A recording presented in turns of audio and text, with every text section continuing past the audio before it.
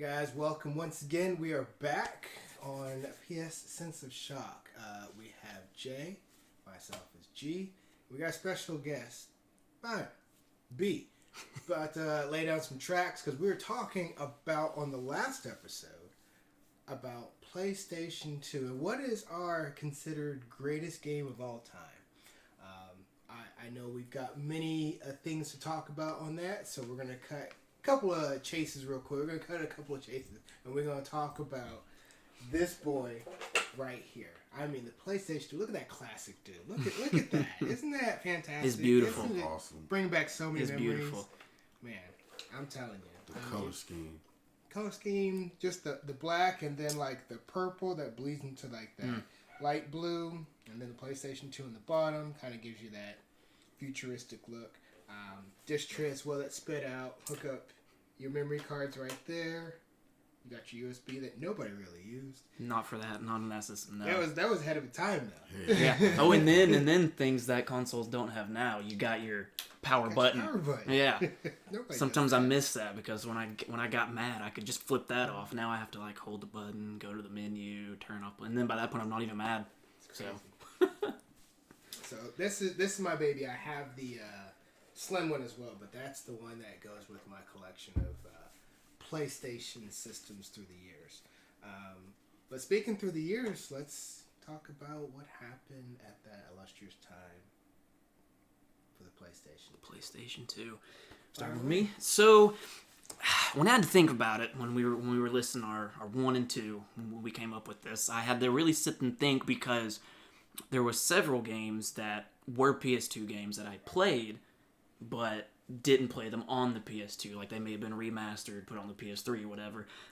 So even though there are games that I enjoy more than my two picks, yeah.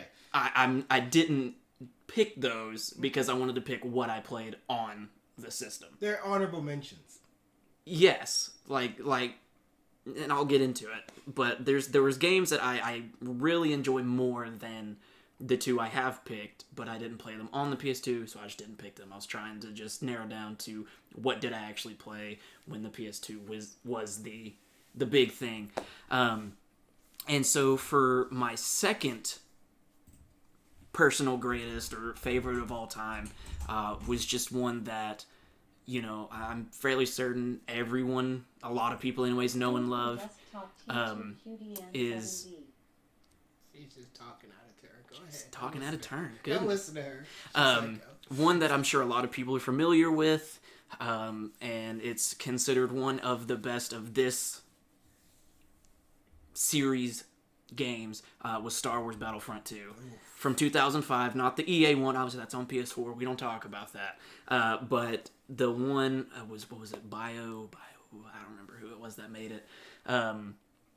But, of course, Lucasfilms, or LucasArts for the game series. But Star Wars Battlefront 2 was just so good. It was the ability to, or the option to play as the Stormtroopers, the Rebels, the droids, but then also the advancement it made from the original Star Wars Battlefront to where, you know, you only played as the grunts, the troopers and stuff, and then if you got enough points, you could, you know, Obi-Wan would come to the field or something. You could play as him, but then with Battlefront 2, they had the modes where you could do the Jedi versus the Sith, and you could play as those, and they had the Galactic Conquest, where you played the story of, or Galactic Conquest was, you were trying to take over each planet of the galaxy, and then you had Rise of the Empire, which was starting kind of right before Order 66, and then you play through the story in that manner. So Star Wars Battlefront 2 was my second greatest favorite of all time. It was just so much fun, and it's a game that I would still play today. And that cover alone. The cover was phenomenal. Because seeing that Stormtrooper on the front and then seeing the galactic battles in space in the background as well. Mm-hmm. And then you flip it to the side and it's yellow. Yep. That contrast is so intense. And you had the 501st Legion Stormtrooper on the front, and then you had the Jedi and stuff on one side of him, and the Sith on the other side. It was great. Like I said, totally a game I would still play today. I mean, obviously I could if I went and got a PS2, but if they were to remaster that, it would probably just make my life. So that was my second choice. My first choice, solely off of the fact that, again, there were so many games that I thought were better, that I enjoyed more. The God of War games, for example, God of War 1 and 2. I didn't play those until the PS3. Those would have been, like I said, ones I thought were better. But I picked this game solely off of the fact that, while yes, Battlefront 2 was great and it was fun, it was one of those where I could play it for a while and then I'm like, all right, cool, I'm going to go to something else. But this game was just something that I could play, wake up, get on it, stay on it till I go to bed as a 10-year-old or whatever I was. And it's a game that maybe many people probably haven't heard of, but it was Dynasty Warriors 4. There it is. It is the game. It is the game that introduced me.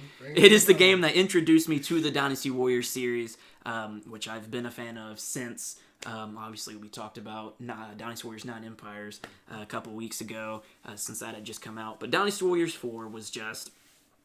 It's what got me into the series, and it was probably the lone game that I could play for just hours and hours and hours on end, because you could play so many different characters, and just the way that they had the leveling system in that game compared to now. The games now I enjoy, but you just level your character up. In Dynasty Warriors 4, you leveled them up, but you started with the base weapon, and you had to level that weapon up to get to its second stage of the weapon, almost kind of like a Pokemon evolution.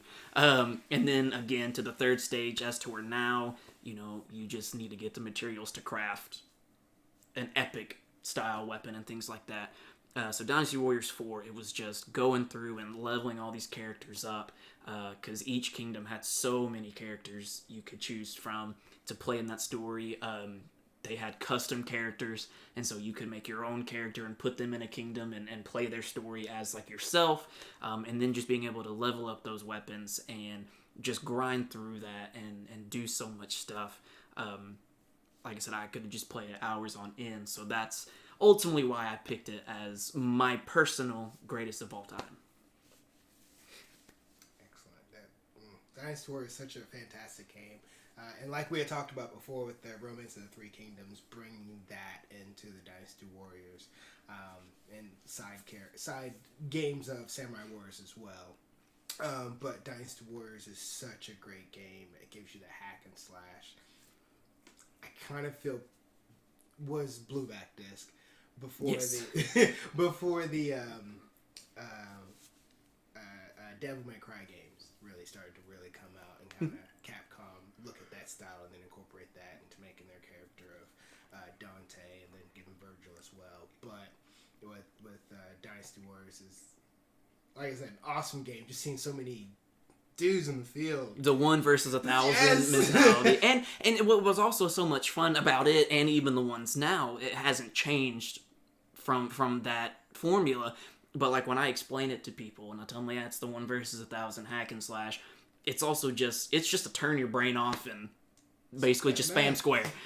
Which sometimes is just all you need, because like I love video games that have good stories that are challenging and stuff like that. But man, sometimes you just want to come home, just turn that brain off and hack away and build that combo meter. Yes. Absolutely. So that's what maybe got me to my decision. So did you get into any of the Dynasty Warriors back on the PC? It was I think it was my friend, shout out to Stuff Callahan. He played that a lot. I actually bought that game. I didn't play it much. I did enjoy it. I just didn't get into it because there was so many games that I was playing and so many games I was into. And Dynasty Warriors is one of those things, if you start playing it, you're not going to play anything else. And then, back then with the PS2, you had a lot of games that you could play. Not like now, it's like, I solely got to play this game. Mm-hmm. So now, back then, you had that to where I can play this, I can play this, I can play this, I can play this, I can play this. And if you wanted to get those games out of the way, you get into Dynasty Warriors. It's because it's one of those, like you said, I'm not going to do all this, I'm not going to concentrate. I just want to just beat people up or stab people with a sword, run people over with a horse. Yep. You get hooked. You playing it for the rest of the night. Yep. It's just like, okay, I'm good. You look at some of those people and some of the people that made you mad that day or that week. It was like, yeah, take that. So yeah, but it was an enjoyable game though for me. I did like it. All right. It's your turn. Me? Let them know. Me. First Keep of it all, going. guys, I want to thank Jacob. I want to thank Greg for inviting me here. It's a privilege. It's an honor. And I'm excited to be on the show. I hope I'm invited back again. We'll see how you fare in this. Leave in put in the comments if you want to see Byron again or not. If you want to see Byron again, hit that like button and subscribe and that bell, though. God, these guys are great. I do want to point something out, though, Greg. If you could get the PS2 up again, just because of this show, people know me. They know I'm a fan of Michael Jordan, of course. And I was like, man, what am I going to wear? What am I going to put on? And I turned to the right, and I have the iconic Air Jordan 8. And if you look at the PS2 colors, and look at the PS, I don't know if you can see these this far. Pretty sure you can see. But not the bottom, but the side with the yeah. black and the purple. I was like, I'm gonna go with them because it's honoring what we're talking about. It's honoring the PS2. Very sleek, beautiful machine, especially when you turn it on and it looked cool at night. For some reason, even with it didn't even have the glow, but the little power button. And the color of it just seemed like going from the old gray PS1 to this, it looked like it was alive. And the funny story I was telling G about when I finally was able to get my PS2, I quit playing the PS1. I had a whole list of library of games for my PS1. And I went to my good friend, shout out to Nasha Callahan. His little cousin had one. And the first Madden, I went over there, and I was like, I'm not playing my PS1 yet till I get a PS2. And I was actually playing the second Tomb Raider on PS1. Yeah. Stop playing. Yeah. I was in the middle of finishing that game. I said, I'm not playing this PS until I get a PS2. So you didn't even go to 3, did you? Mm-mm. Wow, you went straight. I went straight. Yeah, wow. I traded all my games in and my PS1 just to get that PS2 so I could finally get it. I remember I was back home in Georgia, in Cartersville, Georgia. I was married, had 2 little youngsters, little ankle biters. And I remember the day I brought it home and I never uncovered it. When I didn't play it, I would cover it back up. And the game, actually, I don't have that game with me, but I'll talk about it. I did bring some honorable mentions. Was Metal Gear Solid, Sons of Liberty. Because if you all remember, the first one was amazing on PS1. It's a banger. But when they brought out Sons of Liberty, I played that game from sun up to sundown.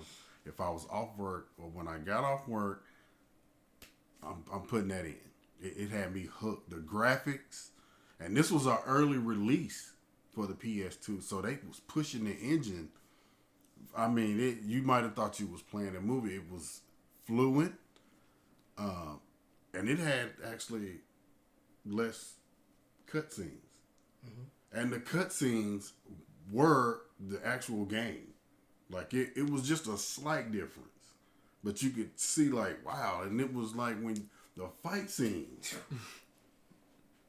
was like you was playing. It was that version of Spider-Man, what Spider-Man is on the PS4. Those fight scenes in the engine was smooth. We probably go back now. You can probably tell it was a little choppy. I'm telling you. But then it was just as smooth as what Spider-Man was. Of course, I'm into sports. Madden 2000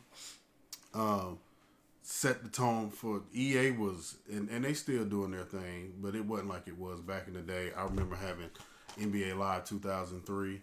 I don't know if you guys can see this, and his cousin, not NFL Street, but NBA Street. Yeah. Dr. Julius. This game Dr. right Julius here. right there. Look at that. This game right here Man, there's not even words that I can say about how this game was fun. But when this game came, this set the tone for basketball wars. I have 2 copies of that game. He has 2 copies. That's how good this game is. We went from playing the RPGs to this. Madden had a battle with this, because this was like, do we want to play Madden today or do we play this? And we played this for a long time, and this game was talked about from everybody, from adults, teenagers, and kids. Conversation. It was an equivalent like NBA Jam. Yes. But it was more high def at the time. High def, realistic, and you got your classic characters on there. Dr. J, you got Wilt, you got Kareem, you got Magic, you got the greatest of all time, the artist formerly known as Jordan. We ain't got to say it. Nothing like that. You had Shaq, Kobe, KG. I mean, this game, and I know when y'all see this, y'all gonna be like, wow, I remember NBA Street. Look at that. Let's put that in the limelight. Look at that. You can see all of that.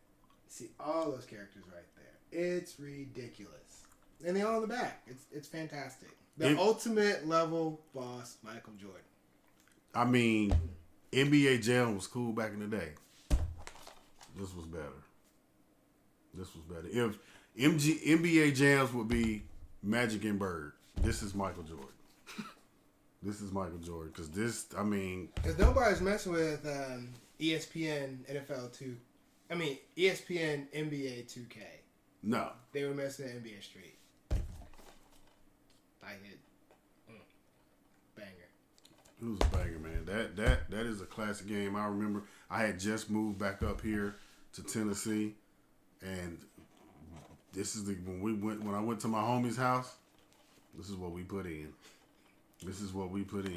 We said buy the NBA Live. I mean, NBA Live was doing this thing with 2003, which I really enjoyed this game even to this day. 2003 was also one of the best NBA Lives. And it had a soundtrack. The soundtrack was banging. And he's a youngster. I am the youngest. So for him to say that says something about that. This had a 2-disc, and then actually let's see if this in here. Let's see. Oh, it's got the 2-disc.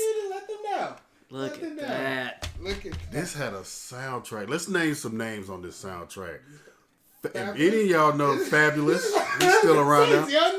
Snoop Doggy Dogg. Joe Budden. The Flip Mode Squad. The Flip Mode Squad is with Busta Rhymes. And Spliff. Just Blaze, he was a producer. I don't know who Hot Carl is. I think he was a new guy and no good. But the other iconic names is on this list. This is one of the first games to come with a soundtrack. And it was a banger soundtrack, and it was too. When NBA 2003 came on with Fabulous, it made you. Sometimes I restarted the game just to see the intro. I don't know. I am not kidding. I don't know how many times, too, if ever, I just sat at a game's menu just to listen to the music play. Just to listen to the music play. Like, I probably wouldn't even play the game. I probably would just turn it on, turn the volume up, and just do something. Go wash dishes, cook dinner. Do something and just let that play. I'm telling you guys, if you can go back and get this, the game was fast, it was fluent.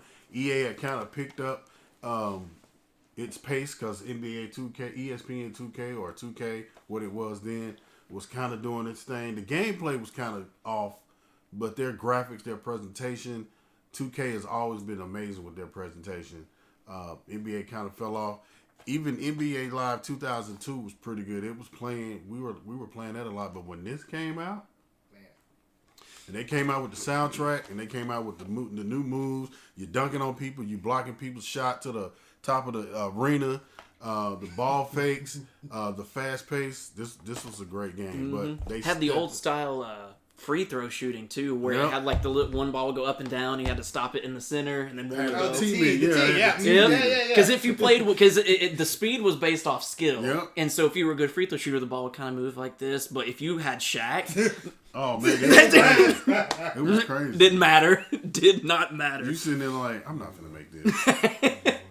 I'm I'm not finna make this. You had a better chance. Right. I can't shoot free throws. You had a better chance of making a free throw with Shaq just closing your eyes than trying to actually time it. Guessing it. But yeah, guys, this game had a soundtrack. The game was fun. It gave you that 2K feel to it. Even had Jason Kidd on the front. J Kidd. And here's the back. This is one of the games that you got the old school jerseys. You got to pick the old school jerseys. You had the old school teams that was on there. And it was... The game modes it had too, because you could play like 21 on there. So which I know you can do on 2K, but you could do the things you could do on there. It was so good. Live back in this time, if you don't know, Live is what 2K is now. Right. Like the basketball game to play was the NBA Live. It was just so good. Some of the best basketball games that you could have played during those times. The two greatest lives of all time, NBA Live 95 and NBA Live 96. Y'all will agree with me. If people like 97, when it went to on PS1, a lot of people I dug 97, but I did like 98 too. But the two most iconic lives, like you said, Jacob said that Live was what 2K was. Live 95 and Live 96, that was the way to go. That was the way to go.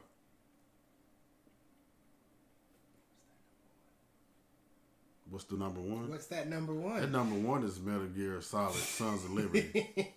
Like I said, I played that game from sun up and sundown. I couldn't get away from it. I mean, we can go back if I'm ever invited. Please invite me when we talk about the PS1 and my number one game.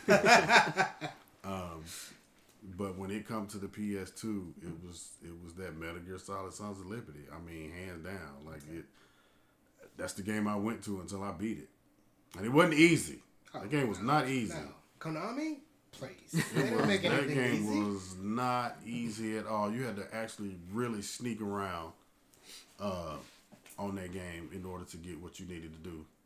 But yeah, that's my go-to. Feels like a driver's license test. I don't want to go next. You got to keep this in mind. The PlayStation 2 had an illustrious library of games that's going to trigger to any and everybody. I mean, you got Attack and the Juju King.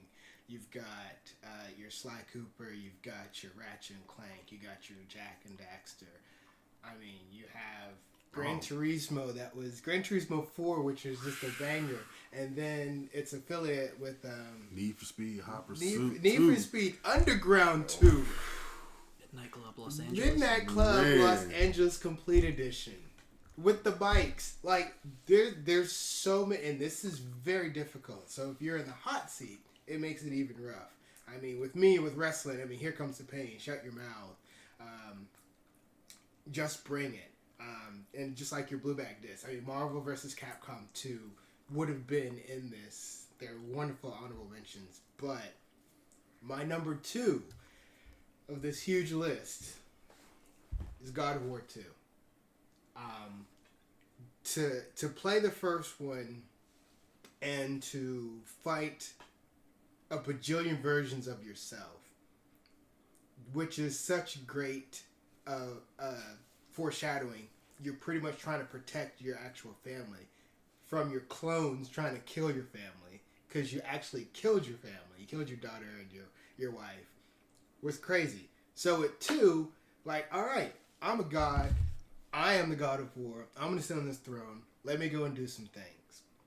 And then to get just harpooned by Zeus and get stabbed and then kicked all the way to hell, your rise of greatness just diminishes like that. God of War 2 is so important because it is a 2-discer. You have your special features and then your disc 1. And you got your instruction manual. Lots of when games had those. When games had those. What's the instruction manual? The story with God of War 2 is that when I was working at a game store, Game Crazy, had to go to find a way to boost pre-orders for God of War 2 and tell people how awesome it's going to be.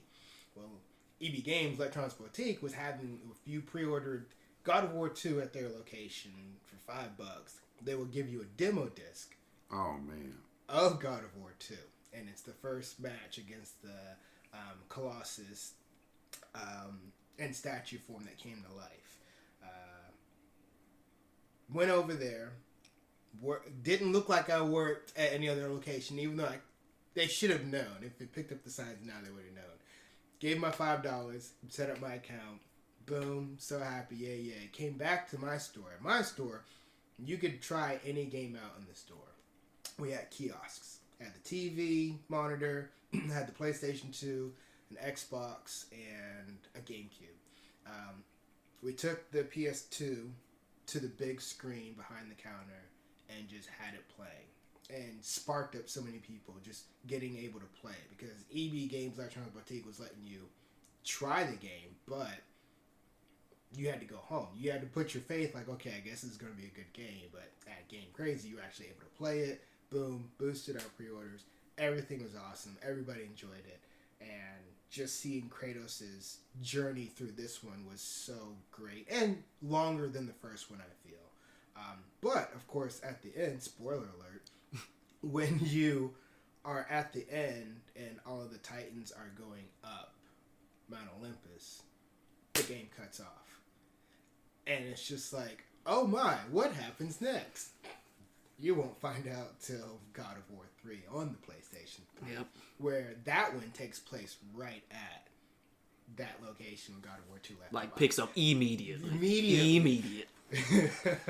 Like Rogue One and Star Wars Episode 4.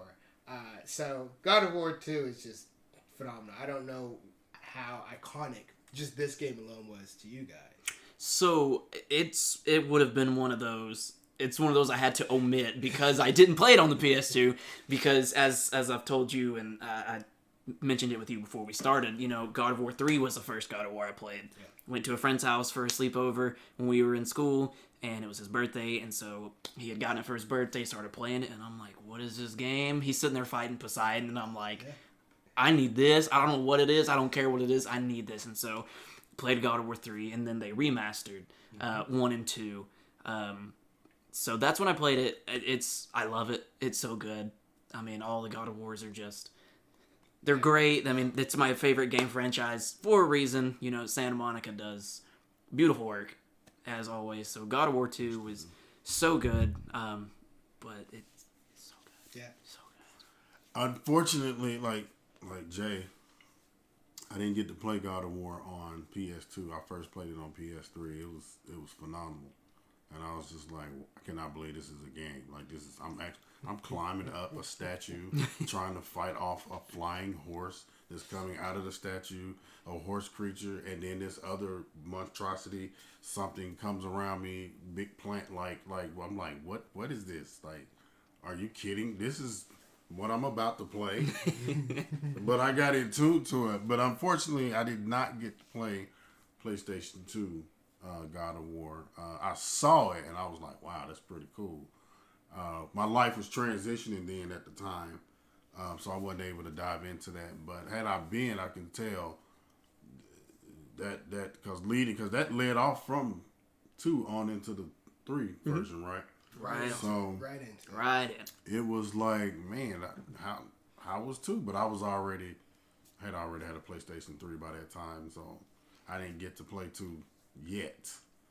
But 2018. Hey, that's another whole nother subject. That's another segment. That's another segment. But continuing on what were you talking about with fighting the statue and stuff, that's what made the God of War so iconic.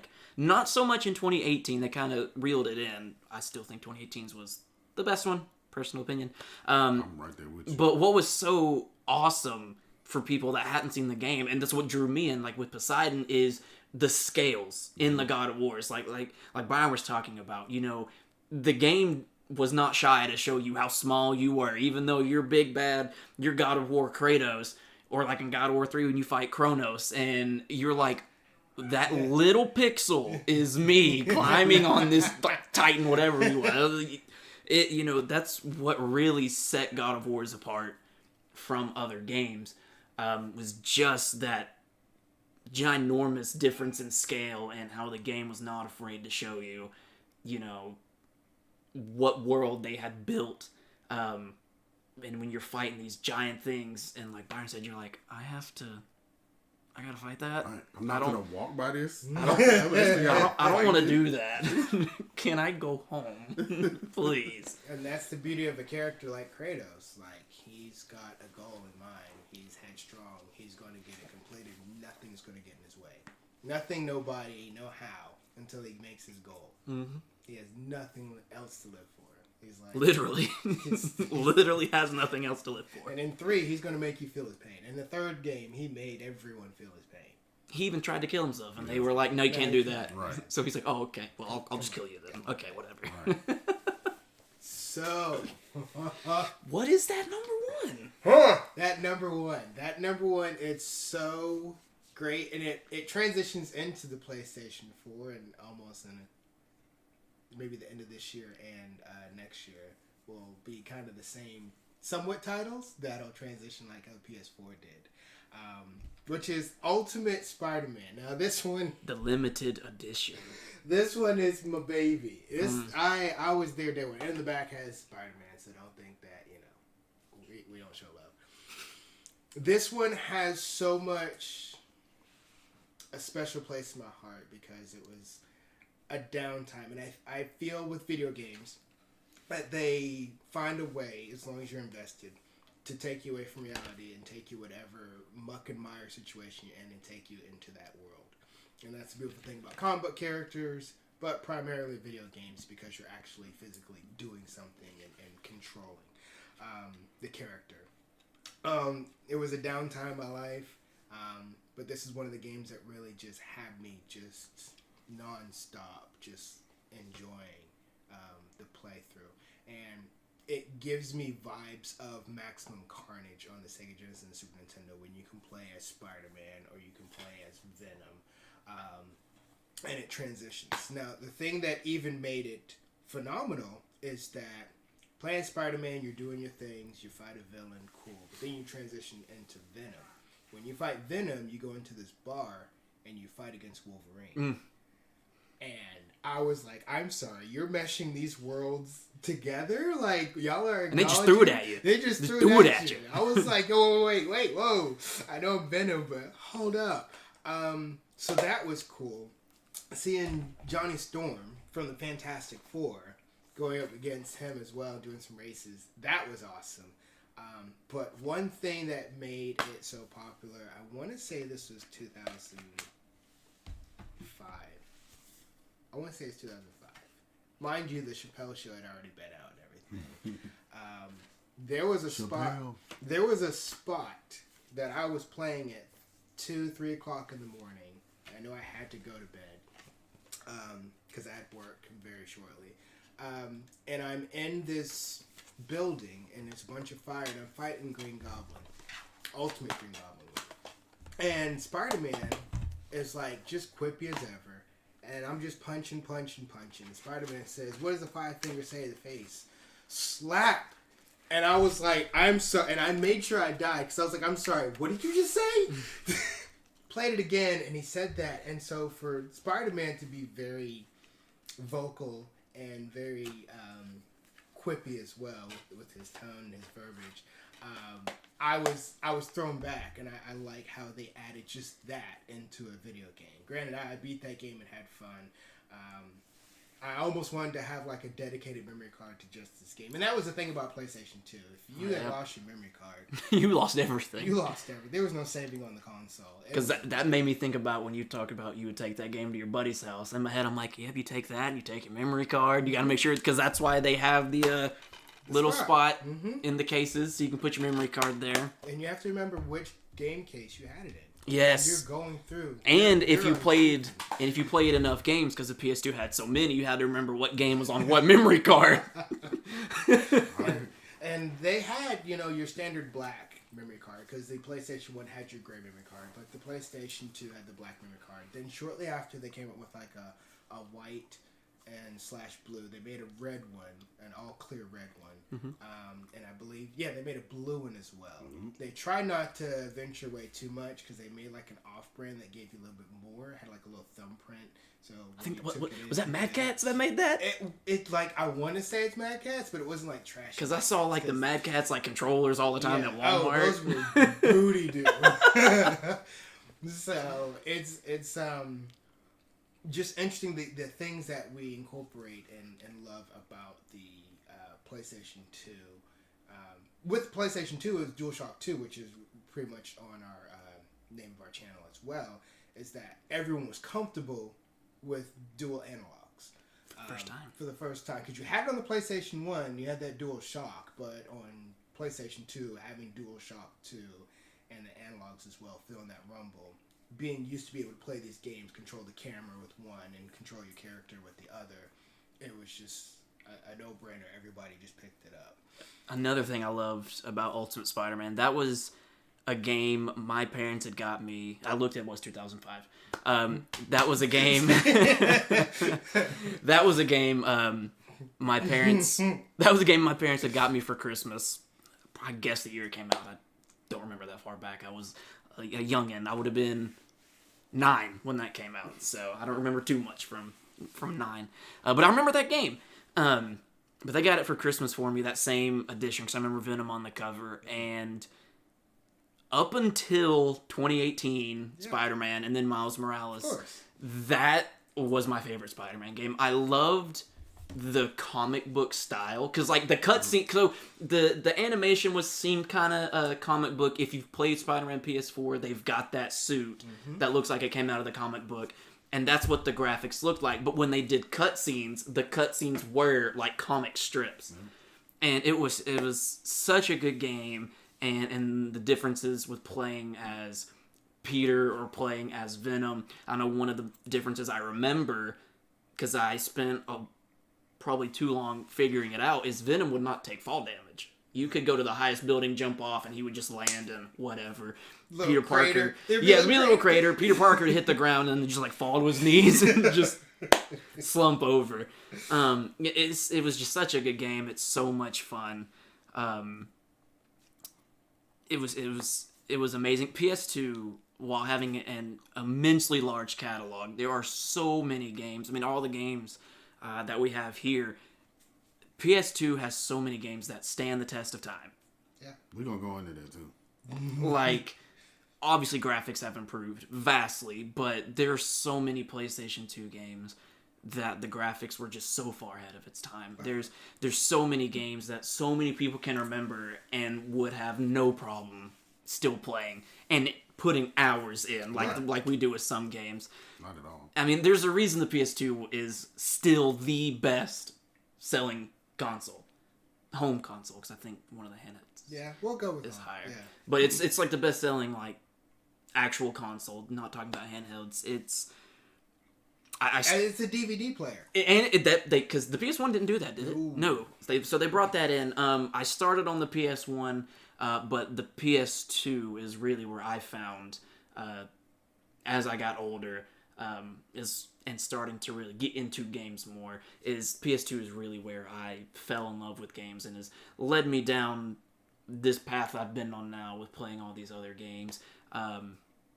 And I'm so glad that I played the PlayStation, because no shot to any other console, but the exclusives PlayStation offers are just great, and other consoles have amazing exclusives too.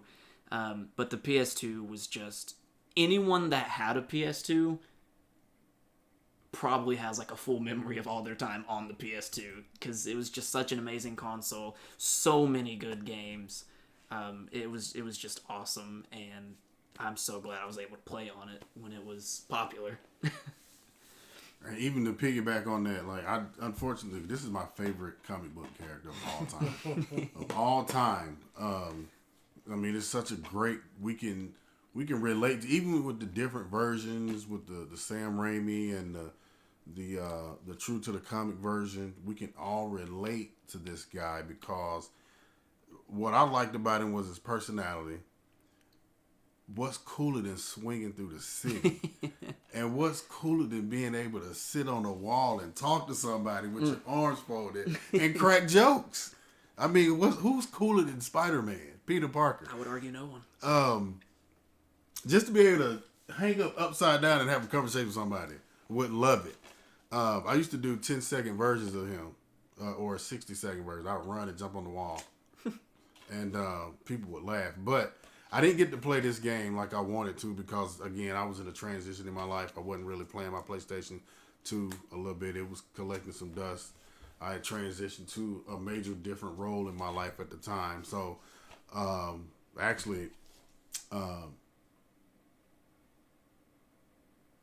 sadly to say, my PlayStation 2 got pawned by somebody else that was in my life at the time. So it took me a while to get me one, to find another one. I got one. But what Jay was saying, remember the hours playing on the PlayStation 1.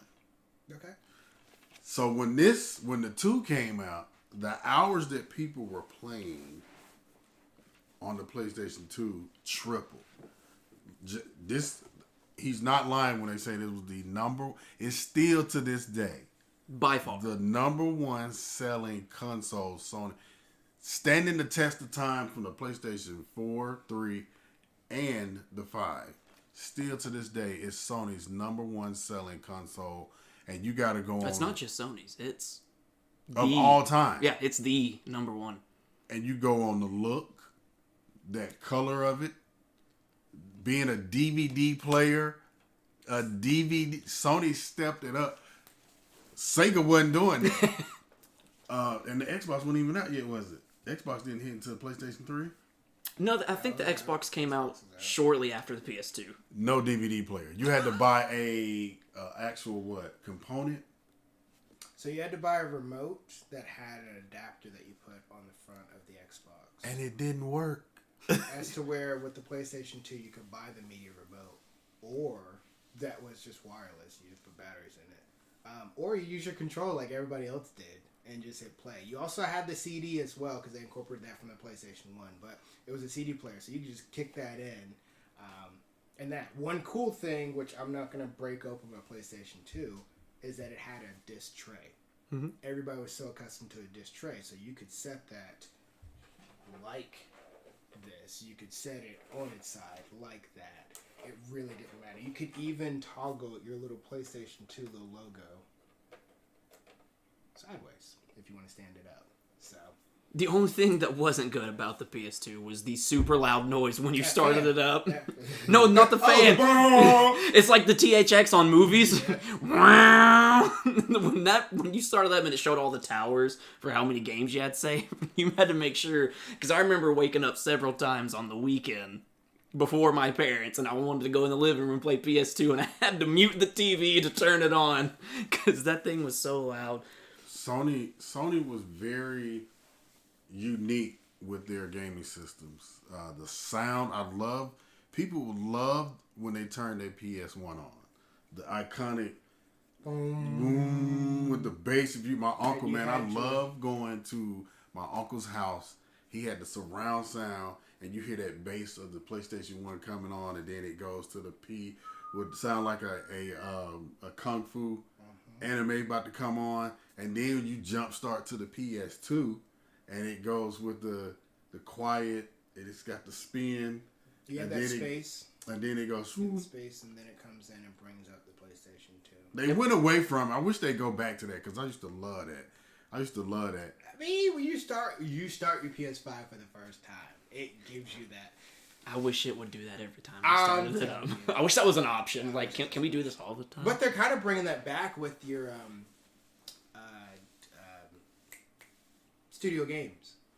With your Horizon Forbidden West, with your Uncharted Legacy of Thieves.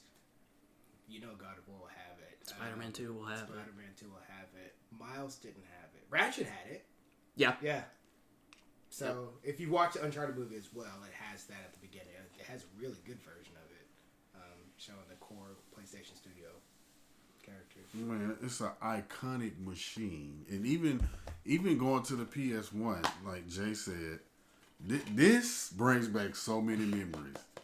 This right here, and can you take that game out? The See now he puts his finger in the middle, pushes. And then that blue back. I remember I would like a game like 10 times more already before playing it if it just had the blue back. The blue back. This is great. The blue back was great. But also, even going from the PS1, I miss these. Instruction manual. I remember. I miss these. I had a cousin that had an album. He would slide them in. He had a booklet of all of them. And man, because you could take a break, go to the bathroom. You had to do number 2. You'd be like, you don't take the newspaper. You take your game. You like, I'm finna see what I can do, the moves I'm gonna make, and you looking all around. And you looked at what game they had on the back. Yep. Man, this is a great talk. This is bringing back so many memories. Bro, when you just open that, it reminded me of Def Jam Vendetta. Man, no, Greg. I got it in there. Greg, I got it in there. That is Greg. Not even Vendetta. The first one. Vendetta was the first one. That's the first one? The first one was Oh my God. The Timberland Boot fight game from EA Big. That's another... Man, look. I was over here looking, and I'm sitting here thinking, wow, look at that. Like, you got Jack and Jack 2. I mean, I'm trying to... Grand Theft Auto. Vice City. And San Andreas. What? Yep. You got Tekken. And then they gave us... What was it part 2? Of Soul Calibur. Soul Calibur 2 came on P2. Soul Calibur 2 was okay on the PlayStation 2. It was better on the GameCube because you had Link. You had Heihachi on the PlayStation 2. You had Spawn on the Xbox version. But Soul Calibur 3 took it to that next level for sure. And then 4 was on the PS3, but that's another whole topic. Man, we got like ATV, Off-Road Fury. Guys and girls played that. Like, the graphics on that game alone was amazing too. I mean, the list goes on. When you pulled up Vendetta, you should open that shirt for me. Oh my gosh! I remember when I would get a new game, new or used at GameStop, whatever. Like on the way home, I'm in the back seat or wherever I am. I'm just reading that book on the way home. Didn't matter. I was just so excited. I remember, I think it was with Dynasty Warriors 4. Actually, I remember being in elementary school and just so in love with the game, I would actually take the instruction manual to school and just sit there and just reread it over and over and over through school. I mean, the instruction manuals were godsend. I just put them in there still. Just do it. Just for a classic. Just do it. But anyway, we're going to bring this to a close. We appreciate our guest, B.B. and Bob Assad, giving us his intake on the PlayStation 2 library. We can't even see what's on that screen. But we can. We can. But definitely check us out. We got more things to show. Check us our other channel as well, the Glorious channel on YouTube. Check out the Twitch on twitch.tv/gloriousreason. I got some good shows on there. Let us know in the comments what your greatest PS2 games are. Whether it just be your most fun to play or what you remember playing the most. Just let us know what your greatest PS2 of all time game is. We're definitely interested to see what other people think because, like we've all said, the PS2 had so many titles across the board. Memory cards. He mentioned the memory card and what memory card did the game have when they came out with the colors. Oh, the black one was for all my first PS2 games. The second black one was for the secondary. I had a blue one for my sports games. Had the red one for my Spider-Man games, and any other comic book games I had. Oh man, it just brings back so many memories of like I have a PS2 still now, as Greg does, and in it are 2 of my black memory cards just sitting in it, just waiting. So I wouldn't forget, man. I'm looking all around with, like Greg said, is what game is it in? Did I put it in this game? But I don't know what happened to my other 3. But yeah, man, we would love to hear your favorite memories. What was going on? Like, cause you the sports games you going over to the house. That was like going to watch the March Madness. Cause I had like 6 people be in my house. We about to play. Don't forget about the Street Fighters. The collector's edition. We ain't gonna go there. Gave us 2 games. Just gonna stick with my 2. Be good. Stick with my 2 and I'm be good. But yeah, guys, I like I said, I want to appreciate Greg and Jay for having me on the show. I'll be honored to come back again. This is great. This is cool. I love talking about stuff in my inner geek. It's fun. So we know everybody out there got inner geek. Everybody. So watch the show. Hit that like button. Hit that subscribe and that bell. This is a great show. You'll love it. Yeah, it's got good stuff. Yeah, just a little bit. Until then. Until then. We'll see you when we see you. We out. Peace.